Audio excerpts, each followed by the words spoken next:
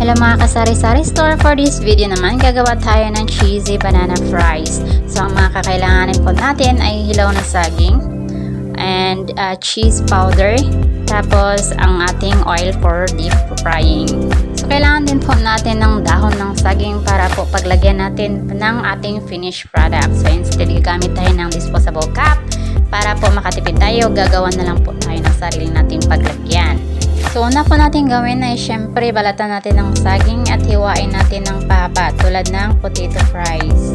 So after po magpainit po tayo ng enough amount na oil sa ating kawali para po sa ating pag-deep fry ng ating mga saging. I-fry lang po natin hanggang sa mag-slightly golden brown po siya. Huwag po nating hintayin na masunog kasi yung crispiness niya po ay lalabas lang po pag malamig na ang ating saging. Ilagay po natin sila sa strainer para po ma-drain yung excess oil. Pagkatapos niyan po, i-sprinkle na po natin ng ating cheese powder. Press lang po natin para lahat po ay malagyan ng cheese powder. So pagkatapos niyan, pwede na tayong maghihimay ng ating daon ng saging at gawin po natin parang cone.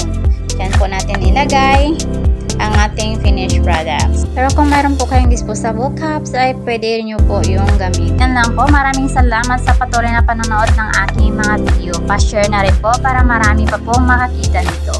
Follow for more negosyo ideas and tips po. Maraming salamat!